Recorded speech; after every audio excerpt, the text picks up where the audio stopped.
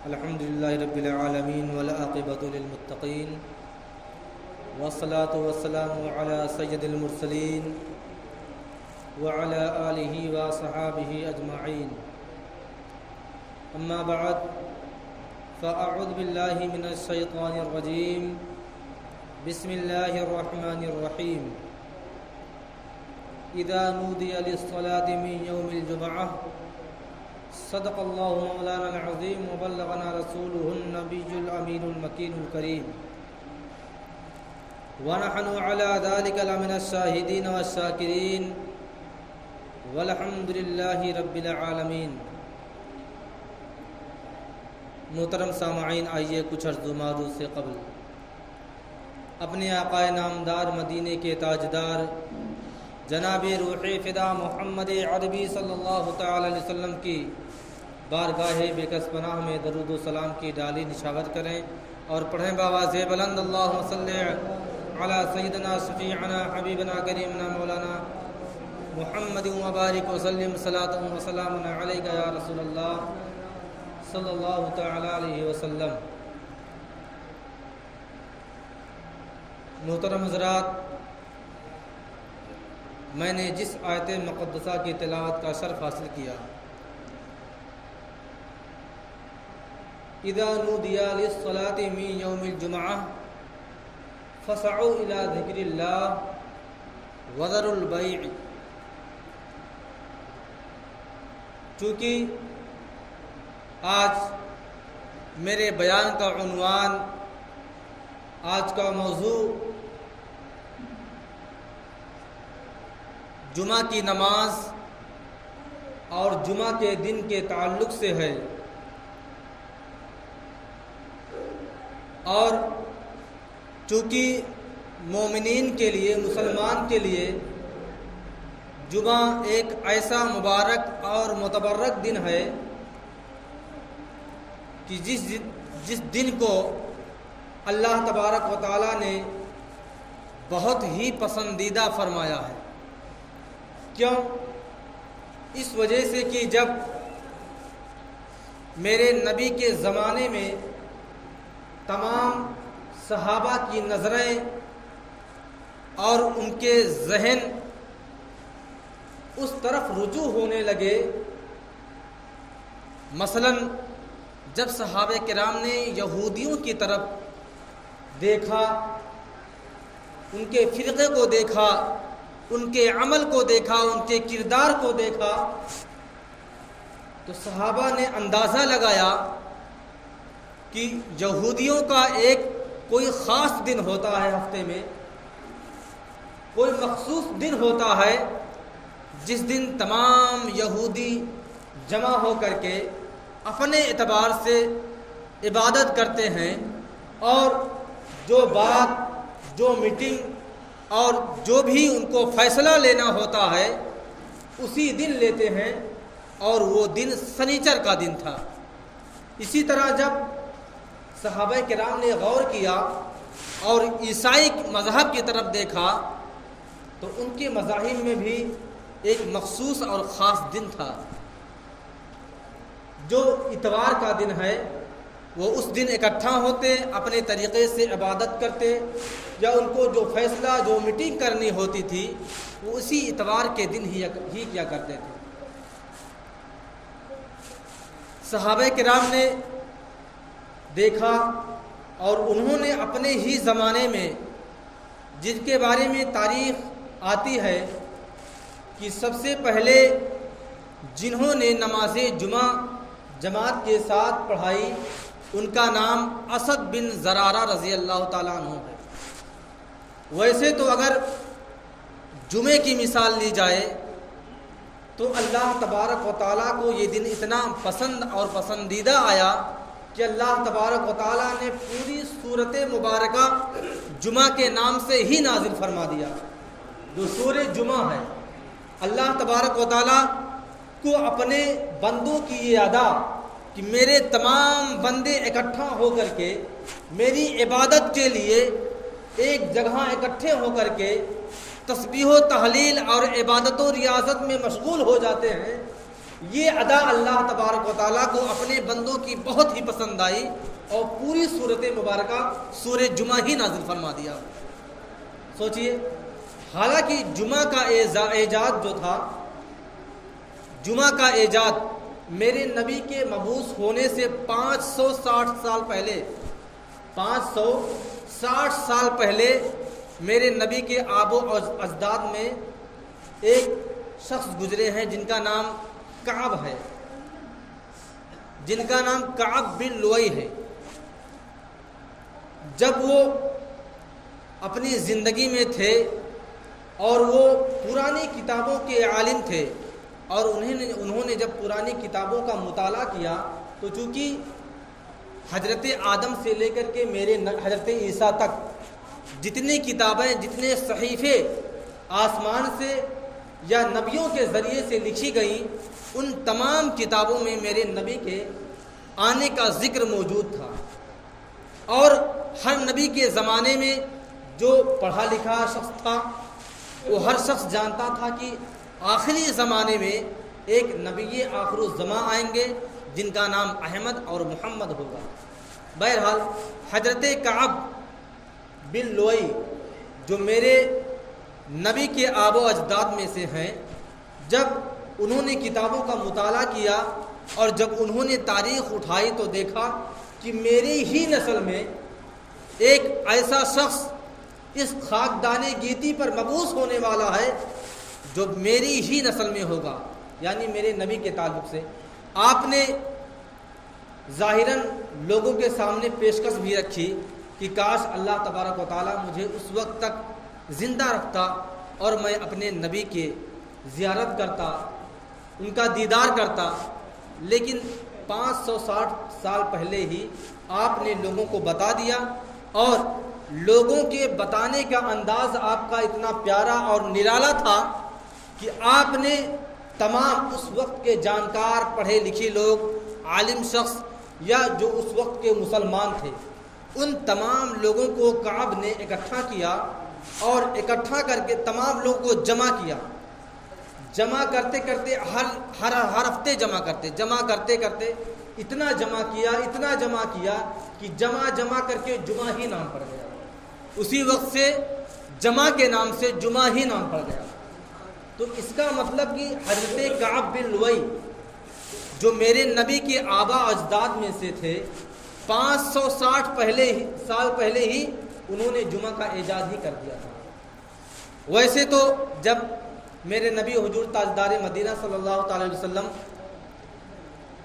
مکے سے ہجرت کر کے مدینہ شریف جانے لگے تو مدینے سے کچھ دوری پر مسجد قباء ایک پڑتی ہے۔ جو حضرات حج کیے ہیں، حاجی ہیں، جنہوں نے مکہ اور مدینے کی زیارت کی ہے، وہ بخوبی جانتے ہیں اور مسجد قباء کی ضرور زیارت کرتے ہیں۔ اور مسجد قباء سے کچھ ہی دوری پر مسجد جمعہ بھی ہے۔ اب میں آپ کو بتاؤں کہ وہ مسجد جمعہ ہے کیسے۔ تو جب میرے نبی کریم صلی اللہ علیہ وسلم ہجرت کر کے مکے سے مدینے کی طرف جا رہے تھے تو آپ نے قباء میں تقریباً کئی دن تک آپ نے وہاں تشریف رکھا آپ نے، اور وہیں پر تمام مدینے کے لوگوں نے آپ کا استقبال بھی کیا۔ آپ کے آنے کا استقبال مسجد قباء ہی میں آپ کی گئی۔ قباء چونکہ ایک جگہ ہے اور اسی جگہ کے نام سے اس مسجد کا نام ہی پڑ گیا، مسجد قباء۔ تو حضور تاجدار مدینہ صلی اللہ علیہ وسلم سنیچر یا اتوار کے دن قباء میں پہنچے،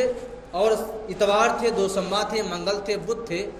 جمعہ رات کو آپ نے ارادہ کیا مدینہ شریف جانے کا قباء سے۔ ہاں الگ الگ تاریخیں ہیں، بہرحال جو دن تھا جانے کا وہاں سے قباء سے، وہ جمعرات کا دن تھا۔ الگ الگ روایتیں ہیں، بہرحال کئی کتابوں میں کئی طریقے سے لکھا ہوا ہے۔ تو جمعرات کو آپ قباء سے نکلے اور مدینہ شریف پہنچنے سے پہلے جمعہ کا دن آ گیا اور جمعہ کا وقت بھی ہو گیا، تو آپ نے فوراً وہیں 2 رکعت نماز ادا فرمائی، اور وہیں سے، اور جس جگہ پر آپ نے 2 رکعت نماز ادا فرمائی اسی جگہ پر مسجد قائم ہو گئی، اور اسی مسجد کا نام مسجد جمعہ ہے، اور جو 2 رکعت آپ نے ادا فرمائی تھی وہ نماز جمعہ آپ نے ادا فرمائی تھی، اسی وجہ سے اسی نماز کے نام سے، اسی جمعہ کے نام سے اس مسجد کا نام مسجد جمعہ پڑ گیا۔ یہ تاریخ ہے۔ ہاں مدینے سے بالکل قریب ہی ہے بالکل۔ اور میں آپ کو ایک بات اور بتا دوں جمعہ کے فضیلت کے تعلق سے اور جمعہ کے دن کے غسل کے تعلق سے، کیونکہ اس سے پہلے بھی میں نے بہت پہلے بیان کیا تھا کہ اللہ تبارک و تعالیٰ کے حبیب ہمارے اور آپ کے نبی حضور تاجدار مدینہ صلی اللہ علیہ وسلم کی حدیث مبارکہ ہے کہ جمعہ کے دن مسجد کے اندر سب سے پہلے جو داخل ہوتا ہے اس کو اللہ تبارک و تعالیٰ 1 اونٹ صدقہ کرنے کے برابر ثواب ادا فرماتا ہے۔ جو سب سے پہلے جمعہ کے دن مسجد کے اندر دخول کرتا ہے، داخل ہوتا ہے، اور اس کے بعد دوسرے نمبر پر جو مسجد میں داخل ہوتا ہے، اللہ تبارک و تعالیٰ اس کو 1 گائے صدقہ کرنے کے برابر اجر اور ثواب اور نیکیاں عطا فرماتا ہے۔ اور اس کے بعد کوئی داخل ہوتا ہے تو اللہ تبارک و تعالیٰ اس کو 1 بکرے صدقہ کرنے کے برابر اس کو اجر و ثواب عطا فرماتا۔ اسی طرح جیسے جیسے لوگ آتے رہتے ہیں اللہ تبارک و تعالیٰ ان کی نیکیوں میں کم کرتا جاتا ہے، یعنی سب سے پہلے جو آتا ہے اللہ تبارک و تعالیٰ اس کی نیکیوں میں سب سے زیادہ ثواب اور 1 اونٹ اللہ کی راہ میں صدقہ کرنے کے برابر ثواب عطا فرماتا ہے۔ اور سب سے اہم جو بات ہوتی ہے کہ وہ حضرات جو جمعہ کے دن بالکل گھڑی دیکھ کر کے چلتے ہیں، اب خطبے کا وقت ہونے والا ہوگا، اب لاؤ چلا جائے، ایسے حضرات جو صرف اور صرف 2 رکعت نماز جمعہ ادا کرنے کے لیے آتے ہیں، ان کو چاہیے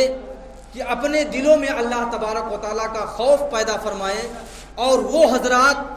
جو تمام نمازیوں کے کندھے کو چھلا کر کے سب سے آخر میں آ کر کے اور سب سے اگلی صف میں بیٹھنے کی کوشش کرتے ہیں، میرے اور آپ کے آقا فرماتے ہیں وہ حضرات جو لوگوں کے کاندھوں کو چھلانگتے ہیں، ایسے وہ حضرات ہیں جو یقیناً ظاہری طور پر لوگوں کے کاندھوں کو چھلانگتے ہیں، لیکن حقیقتاً اللہ تبارک و تعالیٰ ان کو جہنم کی آگ چھلکواتا ہے۔ یعنی ایسے حضرات جہنم کی آگ کو چھلانگتے ہیں، اور سوچو مسجد کے اندر جہنم کی آگ کو چھلانگنا کتنا بڑا برا اور کتنی بڑی معیوب کی بات ہے۔ تو وہ حضرات جو سب سے آخر میں آتے ہیں، ان کا طریقہ، ان کا رویہ یہی ہونا چاہیے کہ آپ آئے ہیں سب سے آخر میں تو پیچھے ہی رہیں، اور وہ حضرات جو سب سے پہلے آتے ہیں ان کا حق یہ بنتا ہے کہ آپ اگر پہلے آ رہے ہیں تو سب سے پہلے اگلی صف میں آپ دیکھیں، اگر آپ کو اگلی صف میں جگہ ملتی ہے تو بیٹھ جائیں، اگر نہیں ملتی تو اس کے پچھلے صف میں دیکھیں، اگر وہاں جگہ ملے تو بیٹھ جائیں، کیونکہ وہ حضرات جو لوگوں کے کاندھوں کو چھلانگتے ہیں، اگر پہلے آنے والے حضرات اگلی صف کو یعنی اگلی تمام صفوں کو پر کر لیں اور جگہ باقی نہ رہے تو کوئی شخص آگے آئے گا ہی نہیں۔ اس لحاظ سے بتایا جاتا ہے کہ آپ اگر اگلی صف میں بیٹھنا چاہتے ہیں تو سب سے پہلے آئیں، اور جمعہ میں سب سے پہلے آنے کا اجر و ثواب بھی اللہ تبارک و تعالیٰ آپ کے نامہ اعمال میں سب سے زیادہ لکھتا ہے۔ دوسری بات، جمعہ کے دن غسل کرنے کا کیا معاملہ ہے؟ جمعہ کے دن جو غسل کیا جاتا ہے وہ سنت ہے اور سنت مستحبہ ہے، یعنی وہ حضرات جو جمعہ کے دن سنت ادا کرتے ہیں اور غسل ادا کرتے ہیں، نہاتے ہیں، اپنے اندر صفائی اختیار کرتے ہیں، تو اللہ تبارک و تعالیٰ کے حبیب فرماتے ہیں کہ جمعہ کے دن غسل کرنے والے بہت ہی زیادہ اجر و ثواب کے حقدار ہیں۔ وہ حضرات اگرچہ آپ پاک ہوں یا ناپاک ہوں، نجاست ہوں یا غیر نجاست ہوں، کم سے کم جمعہ ہونے کے ناطے اگر آپ کا ارادہ نیکی کمانے کا ہے اور اس نیت سے آپ نہاتے ہیں تو یقیناً اللہ تبارک و تعالیٰ آپ کے نامہ اعمال میں بے حساب نیکیاں لکھ دے گا۔ کیوں؟ اس وجہ سے کہ آپ اللہ تبارک و تعالیٰ کی خوشنودی کے لیے، اس کی رضامندی کے لیے، اس کے حکم کے مطابق آپ جمعہ کے دن غسل فرماتے ہیں، تو یقیناً اللہ تبارک و تعالیٰ آپ کے نامہ اعمال میں نیکیاں عطا فرمائے گا، آپ کے نامہ اعمال میں نیکیاں لکھ دے گا۔ اور دوسری بات جو یہ ہے کہ عورتوں کے بارے میں جمعہ کا کیا معاملہ ہے، تو چونکہ عورتوں پہ جمعہ کی نماز فرض نہیں ہے، عورتوں پر جمعہ کی نماز فرض نہیں ہے، اور رہا ان کے غسل کرنے کا معاملہ، تو وہ جمعہ کے دن غسل کریں یا نہ کریں اس کا تاریخ میں کوئی ذکر نہیں ہے، حدیثوں میں ان کی نیکیوں کا کوئی ذکر نہیں آتا ہے۔ ہاں اللہ تبارک و تعالیٰ مسبب الاسباب ہے، وہ تو اپنے بندوں سے بے حد محبت فرماتا ہے۔ اگر عورتیں بھی اگر اس ثواب کی نیت سے نہائیں گے تو یقیناً اللہ تبارک و تعالیٰ اپنے بندوں کے دلوں کے راز کو جانتا ہے، یقیناً اللہ تبارک و تعالیٰ انہیں بھی نیکیاں عطا فرمائے گا۔ کیونکہ وقت ختم ہو گیا ہے، جمعہ کے تعلق سے بہت سی باتیں اور تھیں بتانی تھی، انشاءاللہ العزیز اگلی بار موقع ملا تو بتائیں گے۔ اللہ تبارک و تعالیٰ کی بارگاہ میں دعا ہے کہ اللہ تبارک و تعالیٰ ہم تمامی مسلمانوں کو نیک بنائے، ایک بنائے صراط مستقیم پر چلنے کی توفیق و رفیق عطا فرمائے، اپنے نبی کے فرامین پر پابندی سے عمل کرنے کی توفیق و رفیق عطا فرمائے۔ وآخر دعوانا الحمدللہ رب العالمین، السلام علیکم۔ ضروری اعلان یہ ہے کہ غلام معین الدین قریشی جو بیمار ہیں، آپ تمامی حضرات ان کی صحت یابی کے لیے اللہ تبارک و تعالیٰ کی بارگاہ میں دعا فرمائیں کہ اللہ تبارک و تعالیٰ انہیں شفا عاجلہ و کاملہ عطا فرمائے۔